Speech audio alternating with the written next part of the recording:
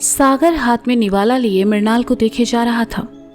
मृणाल की आंखों में आंसू देखना उसे अच्छा नहीं लग रहा था। मृणाल ने सागर का हाथ नीचे किया और कहा, मुझे इन सब की आदत नहीं है। सागर ने महसूस किया कि उस एक हाथ से ने मृणाल को कितना बदल दिया था। उसने निवाला प्लेट में रखा और उठते हुए कहा, तुम खा लो। मृणाल धीरे धीरे खुद से ही खाने लगी और सागर अपने कमरे में चला गया। बिस्तर पर बैठा सागर मृणाल के बारे में सोचने लगा। वह मृणाल को इस दर्द से निकालना चाहता था, लेकिन कैसे, नहीं समझ पा रहा था। मृणाल ने नाश्ता किया और प्लेट उठाकर खुद ही धोने लगी, तो सागर ने इसे रोकते हुए कहा, रहने दो, ये मैं कर दूंगा, मुझे आदत है।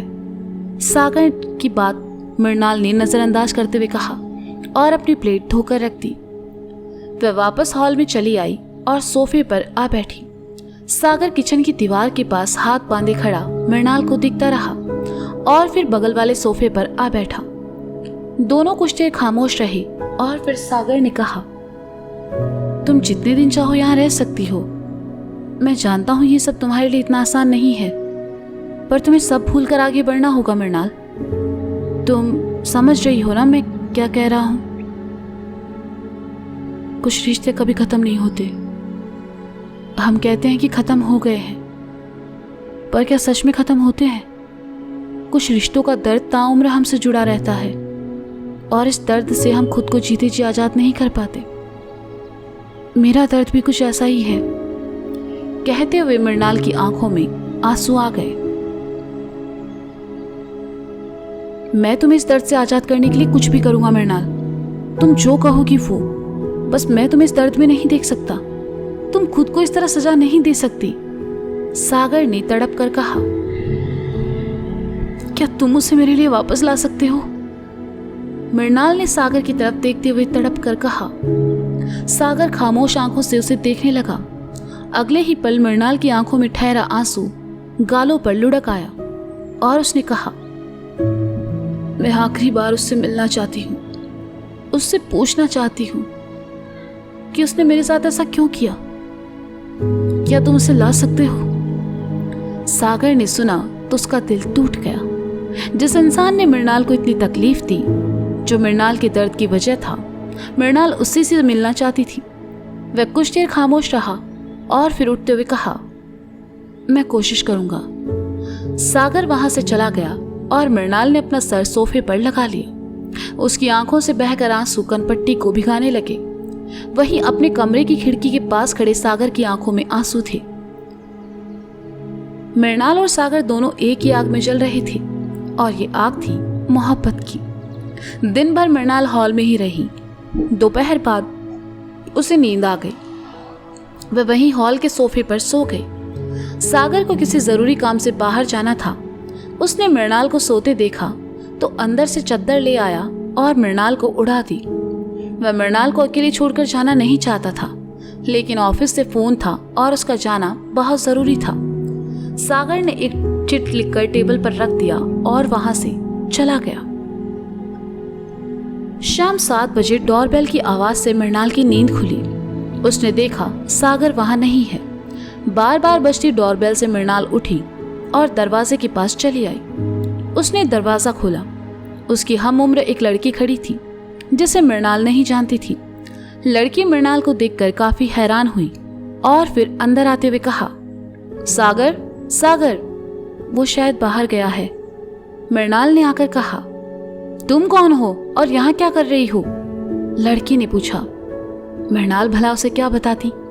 मृणाल को चुप देखकर लड़की ने उसकी बाह पकड़ी और गुस्से से घूरते हुए कहा, बोलती क्यों नहीं? मुंह में जवान नहीं है क्या? कौन हो तुम और सागर के फ्लैट में क्या कर रही हो? एक मिनट, क्या तुम उसकी गर्लफ्रेंड हो? नहीं, वो तुम जैसी लड़कियों को मुंह भी नहीं लगाता। बोलो, कौन हो तुम?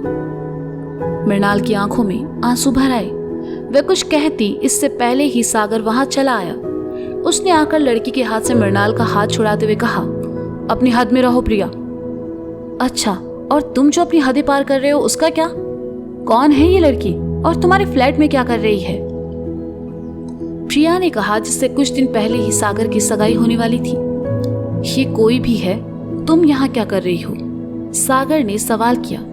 मैं यहाँ क्या कर रही हूँ ये तुम पूछ रहे हो? तुम घर आने वाले थे और इस बार हमारी सगाई होने वाली थी, लेकिन तुमने बीच में ही अब आना कैंसिल कर दिया। सबको कितना बुरा लगा। मम्मी पापा ने तो इस रिश्ते से साफ मना कर दिया है, लेकिन मैं फिर भी तुम्हें लेने यहाँ चली आई। सोचा मुझे यहाँ देखकर तुम खुश हो जाओगे, लेकिन नहीं, तुम्हारे तो चेहरे का रंग उड़ा हुआ है, जैसे यहाँ आकर मैंने तुम्हारी चोरी पकड़ ली हो। इस लड़की के लिए तुम नहीं आए, यही सच है ना? प्रिया ने नफरत भरे स्वर में कहा। मृणाल के बारे में तुम कुछ नहीं जानती प्रिया, उसके बारे में ऐसी बातें मत करो। सागर ने मृणाल की तरफ देखकर कहा, जो कि सहमी हुई सी एक तरफ खड़ी थी। सागर को मृणाल की साइड लेते देखकर प्रिया को और गुस्सा आ गया और उसने कहा, क्यों ना करूं? हाँ, तुम यहाँ इसके साथ रंगरलियां मना सकते हो और मैं बातें भी ना करूं। इसकी भोली शक्ल देखकर ही लग रहा है किसने फंसा लिया है तुम्हें। इससे तुमने। प्रिया की बातें सुनकर मृणाल की आंखों से आंसू बहने लगे। प्रिया मृणाल की तरफ आती इससे पहले ही सागर ने उसकी बाह पकड़ी और उसे दरवाजे की तरफ करते हुए कहा, फिलहाल तुम्हें यहाँ से जाने की जरूरत है प्रिया, और अब अगर तुमने मृणाल के बारे में एक और गलत शब्द कहा तो मैं भूल जाऊंगा कि तुम मेरी दोस्त हो। Now get out. सागर की बात सुनकर प्रिया को गुस्सा आया। गुस्से से उसकी आंखें लाल हो उठी। उसने वॉश बेसिन के पास पड़ी शीशे की बोतल उठाकर सीधा मृणाल पर फेंकते हुए कहा, इसने छीन लिया है तुम्हें मुझसे। बोतल सीधा आकर मृणाल के ललाट पर बाईं तरफ लगा और खून निकलने लगा। सागर ने देखा तो वह गुस्से से पलटा और जैसे ही प्रिया की तरफ हाथ उठाने को हुआ, मृणाल ने रोते हुए कहा, हाथ मत उठाना प्लीज, हाथ मत उठाना। कहते हुए मृणाल अपने दोनों हाथों से अपना सर छुपाते हुए नीचे बैठ गई। ये सब देखकर वह इतना घबरा गई कि वह रोते हुए बार बार एक ही बात कहे जा रही थी। सागर ने देखा तो उसने प्रिया का हाथ पकड़कर उसे फ्लैट से बाहर किया और दरवाजा बंद कर दिया। वह भागकर मृणाल के पास आया और उसे संभालने लगा। मृणाल को काफी गहरी चोट आई थी, उसके गाल और हाथ पर खून लगा था। वह घबराई हुई सी सागर को अपने पास देखकर रोते हुए कहने लगी, उस पर हाथ मत उठाना प्लीज, हाथ मत उठाना। मृणाल को ऐसी हालत में देखकर सागर की आंखों में भी आंसू आ गए। वह समझ गया मृणाल ऐसा क्यों कह रही थी। मृणाल रोते हुए आगे कहने लगी, मेरी वजह से तुम अपनी जिंदगी को परेशानी में मत डालो। वो लड़की, वो शायद तुमसे बहुत प्यार करती है। मुझे यहाँ देखकर उसे गलतफहमी हो गई है, पर तुम उसे रोक लो। तुम उसे जाने मत दो प्लीज। मैं यहाँ से चली जाऊंगी, यहाँ रहकर मैं तुम्हारे लिए मुश्किलें बढ़ाऊंगी। मुझे यहाँ से जाने दो प्लीज। उस लड़की को रोक लो, उसे मत जाने दो। कहते हुए मृणाल ने सागर की शर्ट को अपने हाथों से पकड़ा और सर झुकाकर रोने लगी। सागर ने उसके हाथों को थामा और उसे उठाते हुए कहा, जाने दो उसे। उसने अभी कुछ देर पहले जो किया वो प्यार नहीं था मृणाल। तुमसे बेहतर इस बात को कौन जान सकता है? तुमने तो इतनी प्रेम कहानियां लिखी है ना, फिर तुमने उसका प्यार पहचानने में भूल कैसे कर दी? मृणाल नम आंखों से सागर को देखने लगी। सागर ने अपनी जेब से रुमाल निकाला और मृणाल के ललाट पर रखते हुए कहा, चलो मेरे साथ। मृणाल ने कुछ नहीं कहा, बस सागर के साथ चल पड़ी। सागर मृणाल को लेकर नीचे आया। हर्ष ने देखा तो वह भी चला आया और कहा, ये क्या हुआ? मेरा पैर फिसल गया और चोट लग गई। मृणाल ने सच छुपाते हुए कहा, मैं गाड़ी लेकर आता हूँ। हर्ष ने कहा और कुछ देर बाद ही गाड़ी ले आया। सागर मृणाल को लेकर पीछे जा बैठा और हर्ष ने हॉस्पिटल के लिए गाड़ी मोड़ दी। कुछ ही देर में तीनों हॉस्पिटल पहुंचे। सागर मृणाल को लेकर इमरजेंसी वार्ड में आया। संयोग से डॉक्टर वहीं मिल गया। डॉक्टर ने मृणाल को चेक किया और नर्स से पट्टी करने को कहा। सागर वहीं मौजूद था। कुछ देर में हर्ष भी चला आया। जैसे जैसे नर्स मृणाल के घाव को साफ कर रही थी, दर्द के मारे उसकी आह निकल रही थी। जरा आराम से, उसे दर्द हो रहा है, सागर ने कहा। आप इन्हें बाहर लेकर जाइए, नर्स ने कहा तो हर्ष सागर को लेकर चला गया। दोनों बाहर आकर खड़े हो गए। दरवाजे पर सागर शीशे से बार बार मृणाल को देख रहा था। मृणाल का दर्द उसके चेहरे से साफ झलक रहा था। तू प्यार करता है उससे? दीवार के पास खड़े हर्ष ने कहा। हाँ, सागर ने पलटकर हैरानी से कहा, प्यार करता है ना इस लड़की से? हर्ष ने अपना सवाल दोहराया। नहीं, ऐसा कुछ नहीं है, सागर ने हर्ष से नजरें चुराते हुए कहा।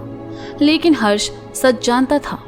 वह सागर से आगे कुछ बात करता इससे पहले मृणाल बाहर चली आई। सागर उसके पास आया और कहा, तुम ठीक हो ना? दर्द हो रहा होगा, मैं मेडिसिन ले आता हूँ। ए हर्ष, तू मृणाल को लेकर बाहर चल, मैं अभी आया। हर्ष मृणाल को लेकर बाहर चला आया और सागर मेडिकल की तरफ चला गया। सागर, हर्ष और मृणाल अपार्टमेंट चले आए। मृणाल को खाना खिलाकर उसे दवा देकर सागर ने उसे आराम करने को कहा और कमरे से बाहर चलाया। सागर हॉल में सो रहा था। देर रात पानी लेने किचन एरिया की तरफ आया तो नजर अपने कमरे में चली गई, जहां बिस्तर के किनारे जमीन पर बैठी मृणाल रो रही थी। सागर दरवाजे के पास आया। मृणाल की बातें सुनकर सागर के कदम वहीं रुक गए। मृणाल रोते हुए कह रही थी, मुझे एक बार उससे मिलवा दीजिए महादेव, वो बुरा इंसान नहीं है। मैंने उससे मोहब्बत की है, मेरी मोहब्बत गलत नहीं हो सकती। मुझे एक बार उससे मिलना है महादेव। मुझे पूछना है उसने ऐसा क्यों किया, वो मेरे साथ ऐसा कैसे कर सकता है। मैंने उससे मोहब्बत की है, मेरी मोहब्बत तो सच्ची थी ना महादेव, फिर मेरे हिस्से में ये दर्द क्यों? सागर ने अपने कदम वापस पीछे ले लिए और आकर सोफे पर लेट गया। उसकी आंखों में अब नींद नहीं थी, बस था तो इंतजार सुबह होने का। अगली सुबह सागर ने देखा मृणाल सो रही है। उसने बिस्तर पर पड़ा चादर उठाया और मृणाल को उड़ा दिया। सागर कमरे से बाहर चला आया। उसने देखा हर्ष बाहर आया है। सागर ने हर्ष को मृणाल के बारे में सब बता दिया और उसे मृणाल का ख्याल रखने को कहा। उसके साथ अच्छा नहीं हुआ यार, लेकिन तू उसे अकेला छोड़कर कहाँ जा रहा है? हर्ष ने कहा, मैं राघव से मिलने जा रहा हूँ, मृणाल के लिए। सागर ने कहा, तू पागल हो गया है क्या? तू उसे फिर से उसी दलदल में धकेलना चाहता है? हर्ष ने परेशान होकर कहा, मृणाल की खुशी के लिए मैं कुछ भी कर सकता हूँ। मुझे अभी निकलना होगा। मैंने उसे दवा दे दी है, तू बस उसका ध्यान रखना, और वो पूछे तो कहना मैं जल्दी आऊंगा। सागर ने कहा और वहां से चला गया। सागर राघव से मिलने पहुंचा। इत्तेफाक से राघव उसे अपने ऑफिस के बाहर ही मिल गया। सागर उसके पास चला आया और कहा, राघव? जी हाँ, लेकिन आप कौन हैं? राघव ने हैरानी से कहा। वह सागर से पहली बार मिल रहा था। मुझे तुमसे कुछ बात करनी है, जरा साइड में आओगे? सागर ने कहा। राघव ने कहा और ऑफिस से थोड़ा दूर साइड में चला आया। मैं मृणाल के सिलसिले में यहाँ आया हूँ। तुमने उसके साथ जो किया वो बहुत गलत था। तुम्हें उसके जज्बातों से खेलना नहीं चाहिए था। तुम शायद नहीं जानते, वो आज भी सबके लिए खुद को जिम्मेदार मानती है। उसने सबसे किनारा करके खुद को एक अलग दुनिया में कैद कर लिया है। अगर तुम एक बार उससे मिलकर उसे समझाओगे तो शायद वो इन सब से बाहर निकलकर अपनी जिंदगी की एक नई शुरुआत करे। मैं तुम्हें लेने आया हूँ राघव, सागर ने उम्मीद भरे स्वर में कहा। राघव ने सुना तो मुस्कुराया और कहने लगा, इतनी जल्दी उसे अपनी औकात पता चल गई? वो तो बड़े घमंड के साथ मुझे छोड़कर गई थी। क्या हुआ, उसके घर वालों ने रखा नहीं उसे? खुद को बहुत बड़ी राइटर समझती है वो। उसे लगता है आई एम समथिंग। मेरे सपनों की दुनिया में जीती है वो। उसे लगता है सब वैसा ही होगा जैसे वो अपनी किताबों में लिखती है।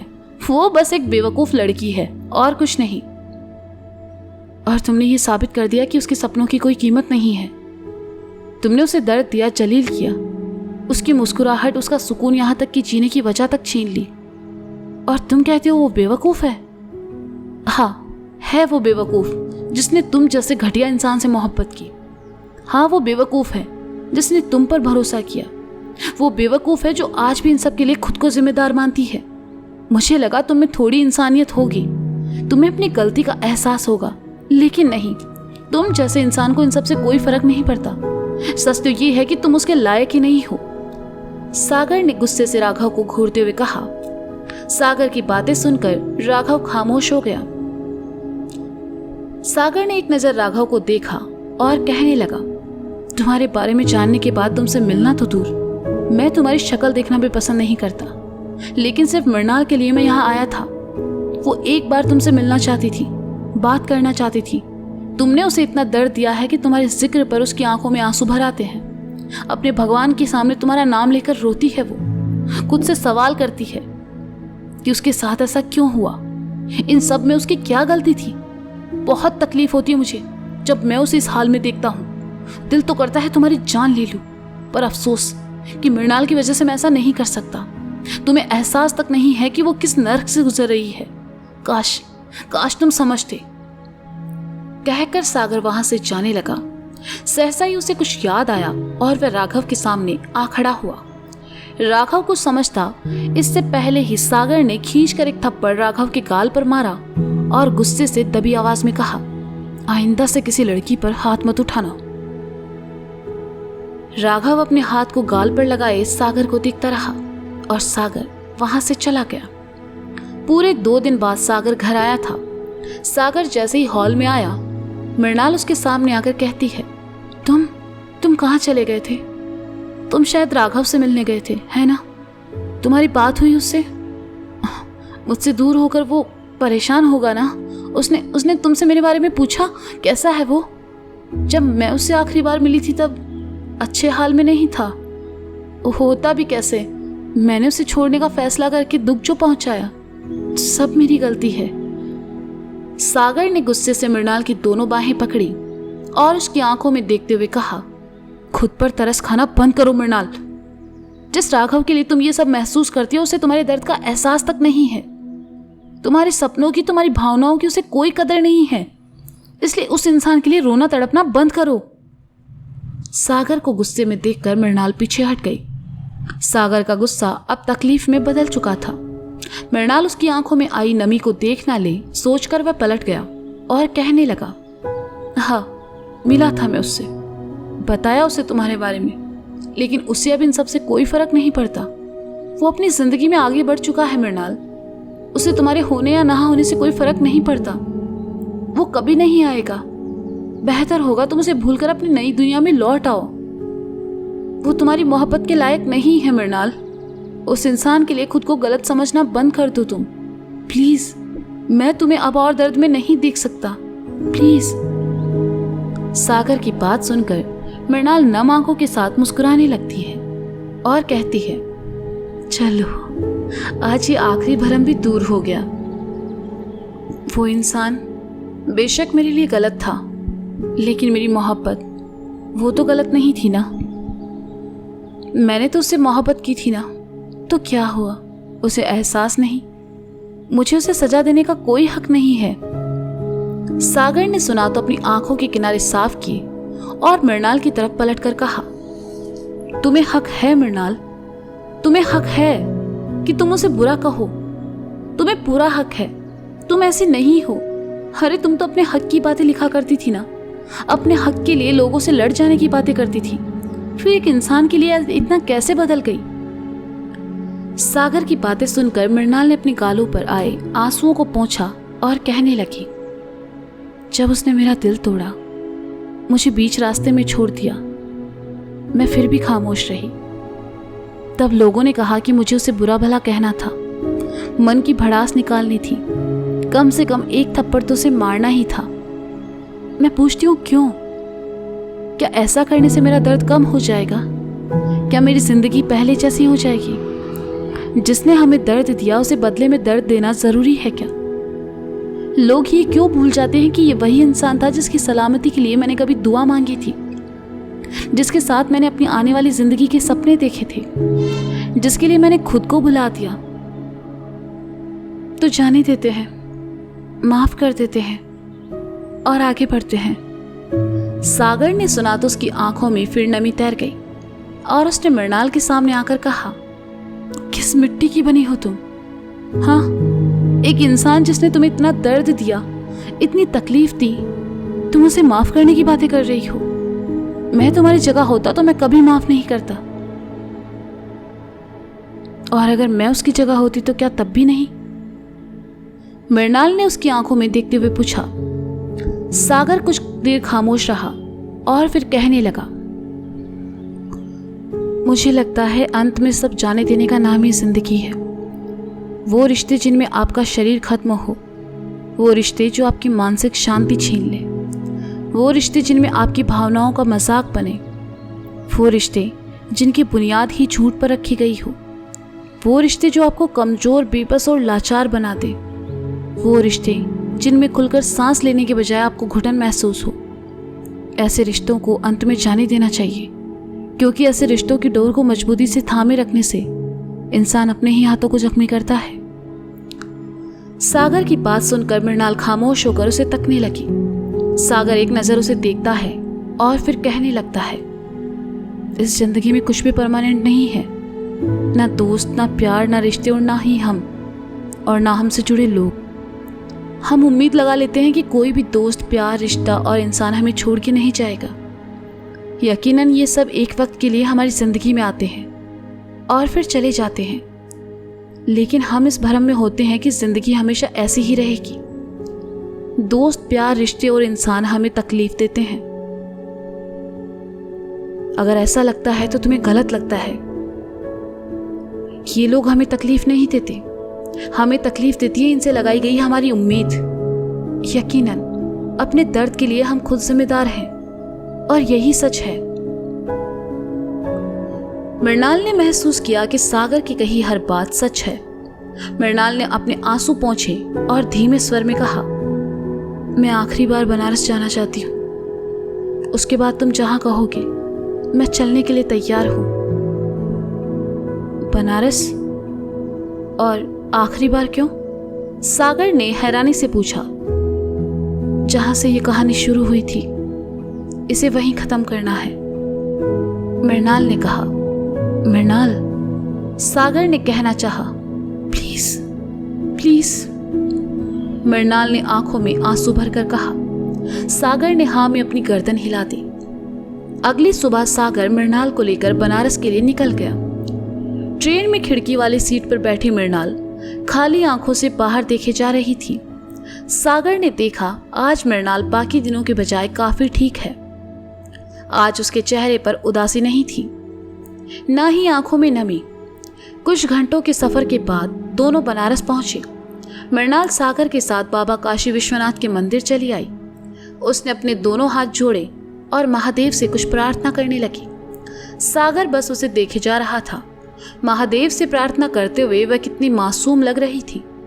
मृणाल ने देखा सागर चुपचाप खड़ा है तो उसने सागर के दोनों हाथों को उठाया और उन्हें आपस में मिलाकर प्रार्थना करने का इशारा किया। सागर ने अपनी आंखें बंद की और मन ही मन कहने लगा, मृणाल मुझे दे दीजिए महादेव, मैं वादा करता हूँ मैं हमेशा इसका ख्याल रखूंगा, इसे खुश रखूंगा, इसकी आंखों में कभी आंसू नहीं आने दूंगा। वहीं पास खड़ी मृणाल मन ही मन कह रही थी, मेरे अपने जिन्होंने मुझे पल में पराया कर दिया। वहीं मेरी बगल में खड़े इस अनजान शख्स ने मुझे अपने होने का एहसास दिलाया। इसे दुनिया की हर खुशी देना महादेव। सागर एक बहुत अच्छा इंसान है, इसे कभी दर्द मत देना। चले। सागर की आवाज से मृणाल की तंद्रा टूटी। वह उसके साथ मंदिर से बाहर चली आई। बगल में ही अन्नपूर्णा माता का मंदिर था। दोनों वहां चले आए। दोनों ने प्रसाद लिया और वहीं बरामदे में आ बैठे। मृणाल ने प्रसाद उठाया और खाने लगी। सागर एक बार फिर उसे देख रहा था। उसे अपनी ओर देखते पाकर मृणाल ने अपनी हथेली पर रखा प्रसाद उसकी ओर बढ़ा दिया। सागर ने उसमें से थोड़ा सा उठाया और खा लिया तो मृणाल मुस्कुरा उठी। आज कितने दिनों बाद सागर ने उसे मुस्कुराते हुए देखा था। कुछ देर बाद दोनों वहां से उठकर घाट की तरफ चले आए। सूरज आसमान में लालिमा लिए हुए था और डूबने की तैयारी कर रहा था। दोनों खामोशी से वहां सीढ़ियों पर टहल रहे थे। एक जगह आकर मृणाल ठहर गई और सामने बहते पानी को निहारने लगी। सागर उसके चेहरे को देखने लगा। मृणाल की आंखों में चमक थी और चेहरे पर सुकून। वो शहर मृणाल के लिए क्या था, ये सागर को आज समझ आ रहा था। मृणाल की असली खुशी वो शहर था जहां आकर वो अपना हर दर्द भूल जाया करती थी। सागर मुस्कुराने लगा।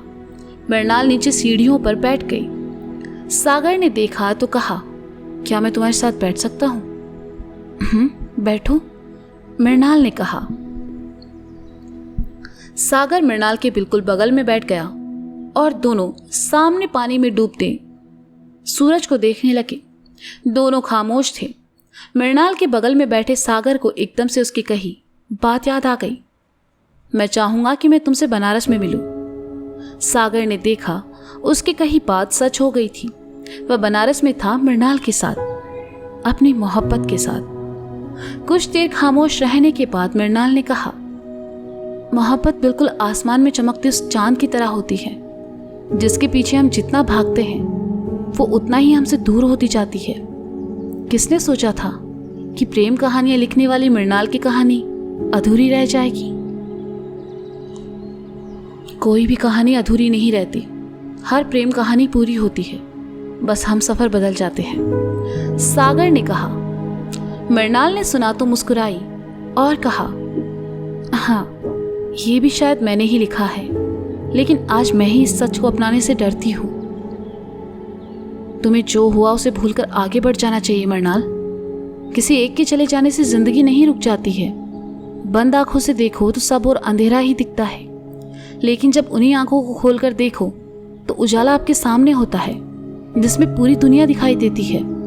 और फिर तुमने ही तो लिखा था कि टूटा हुआ दिल मोहब्बत कमाल की करता है, तो क्यों ना तुम फिर से खुद को एक मौका दो, फिर से मोहब्बत करो। सागर ने धीमे स्वर में कहा, तुम मेरी लिखी बातों पर बहुत यकीन करते हो ना? मृणाल ने सागर की तरफ देखकर पूछा।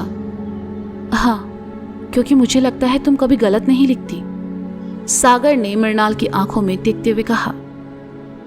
तुमने मेरी आखिरी तस्वीर के साथ लिखे शब्द नहीं देखे शायद, मृणाल ने सामने देखते हुए कहा। मैं समझा नहीं, सागर ने कहा। कुछ नहीं, थैंक यू, मृणाल ने कहा। सागर ने थैंक यू सुनकर थोड़ी हैरानी हुई तो उसने कहा, ये किस लिए? बस थैंक यू, मृणाल ने कहा और एक बार फिर दोनों के बीच खामोशी छा गई। सूरज धीरे धीरे डूब रहा था और उसकी लालिमा में माँ गंगा का पानी चमक रहा था। मृणाल एकटक सामने देखी जा रही थी।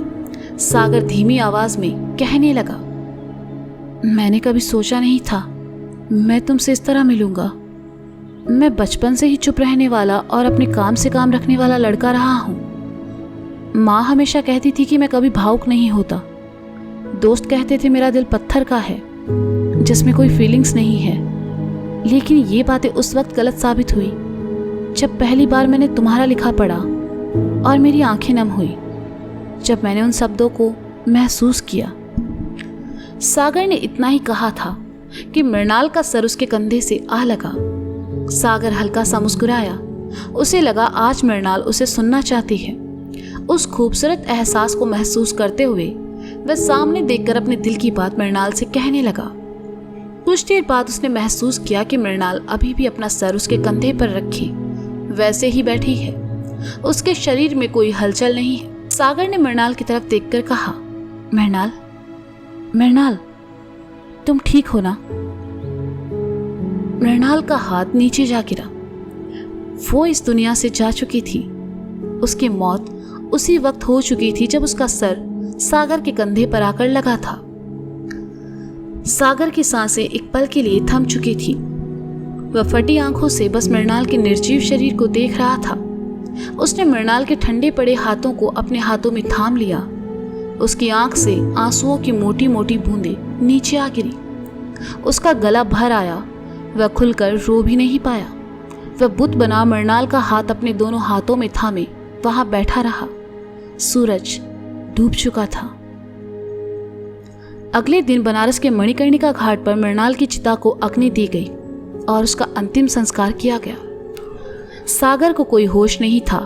वह खामोश और बेसुध सा बस उस जलती हुई चिता को देखता रहा। मृणाल की लिखी बात उसके जहन में आई, मेरी जन्मभूमि चाहे कोई भी हो, पर मेरा अंत सिर्फ बनारस है। सागर की आंख से आंसू बहकर गालों पर लुढ़क आए। वह इतना टूट चुका था कि उसने मृणाल के चले जाने की बात उसके घर वालों को भी नहीं बताई, जिनके लिए मृणाल अब दुनिया में नहीं थी। मृणाल जा चुकी थी और सागर इस बात को सह नहीं पा रहा था। वह रात भर वहीं घाट की सीढ़ियों पर बैठा रहा और मृणाल के साथ बिताए पलों के बारे में सोचता रहा। रात से सुबह हो गई और सुबह से शाम, लेकिन सागर को अपना ख्याल नहीं था। वह मृणाल को छोड़कर जाना नहीं चाहता था। सूरज एक बार फिर आसमान में अपनी लालिमा बिखेर रहा था और गंगा का पानी चमक रहा था। सूरज को डूबते देखकर सागर के जहन में मृणाल की कही एक बात याद आई। तुमने मेरी आखिरी तस्वीर के साथ लिखे शब्द नहीं देखे शायद। सागर ने अपने आंसू पोंछे और वहां से उठकर चला गया। सागर वापस अपने शहर कानपुर चला आया। वह थके कदमों से अपार्टमेंट आया। उसका चेहरा मुरझाया हुआ था और आंखें सूजी हुई थी। हर्ष ने आकर उसके कंधे पर हाथ रखा तो सागर ने हाथ हटाया और आगे बढ़ गया। इस वक्त वह किसी से बात करना नहीं चाहता था। मृणाल के चले जाने का गम उसे अंदर ही अंदर खाए जा रहा था। वह अपने फ्लैट में आया और सीधा उस कमरे में आया जिसमें मृणाल की यादें रखी थी। सागर एक बार फिर उस दीवार के सामने आ खड़ा हुआ जिस पर मृणाल की तस्वीरें थी। उसकी नजर मृणाल की आखिरी तस्वीर पर चली गई जिसमें मृणाल ने सफेद कमीज पहन रखी थी और उसके हाथ में एक चाय का कप था। वो तस्वीर अब तक की सबसे खूबसूरत तस्वीर थी। उसकी आंखों में चमक और होठों पर मुस्कुराहट थी। सागर ने देखा उस तस्वीर के नीचे कुछ शब्द लिखे थे। मेरी पहली मोहब्बत मेरे हाथों में थी और आखिरी मेरी आंखों के सामने। सागर को एक धक्का लगा। उसे समझ आया कि क्यों मृणाल उस दर्द से बाहर नहीं निकल पा रही थी और क्यों वो आखिरी बार बनारस जाना चाहती थी। वो तस्वीर राघव ने ली थी और राघव ही मृणाल की आखिरी मोहब्बत था। सागर की आंखों में नमी तैर गई। मृणाल के लिए उसके दिल में जो भावनाएं थी वो सागर उससे कभी कह ही नहीं पाया। उसके सारे सवालों का जवाब उसे मिल चुका था। वह उस कमरे से जाने के लिए जैसे ही मुड़ा, नजर बुक रैंक के पास टेबल पर पड़े बॉक्स पर चली गई। सागर ने अपनी आंखों को पोंछा और उस तरफ चला आया। उसने बॉक्स उठाया और खोलकर देखा। उसमें ब्लैक स्टोन वाली एक प्लेटिनम रिंग थी जिसके चारों ओर बारीक डायमंड्स थे। उस रिंग को देखते ही सागर को याद आया कि ये रिंग मृणाल ने राघव के लिए खरीदी थी लेकिन कभी उसे दी नहीं। सागर ने उस रिंग को डिब्बे से निकाला और अपनी उंगली में पहन लिया। मृणाल की लिखी बात फिर उसके जहन में कौन गई। हर चीज सही वक्त पर एक सही इंसान के पास पहुंची जाती है। सागर ने उस रिंग को अपने होठों से छू लिया और अपनी आंखें बंद कर ली। आंखों में ठहरे आंसू निकलकर उंगलियों पर बह गए। मृणाल जा चुकी थी पर अपने होने का एहसास हमेशा हमेशा के लिए सागर के पास छोड़ गई। मृणाल के जाने के बाद सागर बनारस पहुंचा। 1 महीना हो चुका था उसे गुजरे हुए। मृणाल की याद में सागर ने गंगा के उस पार एक खूबसूरत बेंच बनवाई जहां बैठकर बनारस के सभी घाट दिखाई देते थे। मृणाल को वो शहर बहुत पसंद था और इससे खूबसूरत तोहफा और क्या हो सकता था। सागर हर महीने वहां जाता और उस बेंच पर बैठकर मृणाल की यादों के साथ घंटों वक्त बिताता। हमेशा की तरह एक सुबह सागर वहां पहुंचा तो देखा बेंच के पास राघव खड़ा है। सागर को गुस्सा आया लेकिन उसने अपने गुस्से को मन में ही दबा लिया और राघव के पास आकर कहा, तुम यहाँ क्यों आए हो? ये यहाँ मृणाल का नाम क्यों लिखा है? दरअसल मैंने उससे मिलने की कोशिश की लेकिन मुझे कहीं नहीं मिली। क्या तुम जानते हो वो कहाँ है? राघव ने बेचैनी भरे स्वर में कहा। वो अब तुम्हें कभी नहीं मिलेगी, सागर ने शांत भाव से कहा। क्या मतलब? वो मुझसे क्यों नहीं मिलेगी? वो मुझसे कभी इतनी नफरत नहीं कर सकती कि मुझसे मिलने से ही इनकार कर दे। तुम बताओ ना वो कहाँ है? मैं उससे मिलना चाहता हूँ, उससे बात करना चाहता हूँ। मैंने जो दर्द उसे दिया उसके लिए उससे माफ़ी मांगना चाहता हूँ। मैंने जो किया वो माफ़ी के लायक नहीं है पर वो इतनी अच्छी है कि मुझे माफ़ कर देगी। तुम बताओ ना वो कहाँ है? राघव ने कहा। मृणाल अब इस दुनिया में नहीं है, वो जा चुकी है, सागर ने अपना दिल मजबूत करके कहा। राघव ने जैसे ही सुना उसे एक धक्का सा लगा। बदहवास सा वह उसी बेंच के किनारे पर बैठ गया। वहां बहती हवा उसे छूकर गुजरी और उसे मृणाल की कही बात याद आ गई। मरने से पहले मैं आपके साथ बनारस जाना चाहती हूँ, अपने महादेव का शुक्रिया अदा करने के लिए कि उन्होंने आपको मेरी जिंदगी में भेजा। मैं ज्यादा जीना नहीं चाहती, बस सिर्फ 30 साल, और चाहती हूं मैं जब मरूं तो बनारस में मरूं। मुझे आपसे कुछ नहीं चाहिए, आपकी गाड़ी, बंगला, पैसा, ये ऐशो आराम की जिंदगी, कुछ भी नहीं। मुझे बस आपका वक्त चाहिए, मुझे आपके साथ रहना है। मैं बस आपको खुश देखना चाहती हूँ। आप मुझसे प्यार से बात भी कर लेंगे तो मेरे लिए काफ़ी होगा। राघव की बाईं आंख से आंसू निकलकर गाल पर बह गया। वह नम आंखों से सामने फैले बनारस को देखता रहा। बेंच के दूसरे किनारे पर सागर आ बैठा और सामने देखने लगा। उसकी आंखों में आंसू नहीं थे, बस सिर्फ खालीपन था।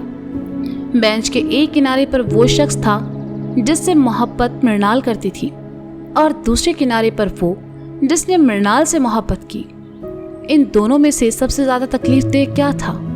मोहब्बत को हासिल न करना या मोहब्बत में ठुकरा दिया जाना? तो दोस्तों, ये था साकीनामा का भाग अंतिम, और इसी के साथ ये कहानी यहीं खत्म होती है।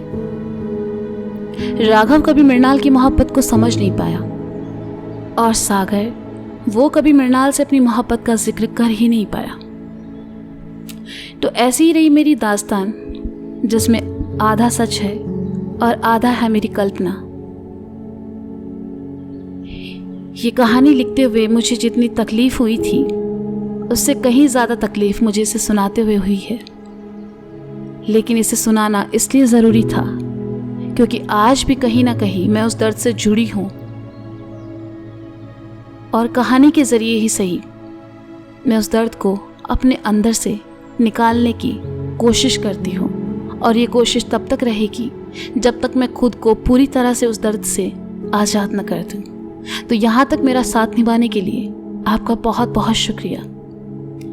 कहानी अभी भी आप लोगों के लिए कई सारे सवाल छोड़ जाती है जिनका जवाब इस कहानी में ही है, और अगर फिर भी आपको उनके सवालों के जवाब नहीं मिलते तो अपना सवाल कमेंट सेक्शन में डाल सकते हैं। मुझे जब भी मौका मिलेगा मैं आपके सभी सवालों का जवाब एक अलग पोस्ट के जरिए देना पसंद करूंगी। तो मिलते हैं फिर किसी काल्पनिक कहानी के साथ, क्योंकि हकीकत की कहानियां सही नहीं जाती। शुक्रिया, बहुत बहुत शुक्रिया।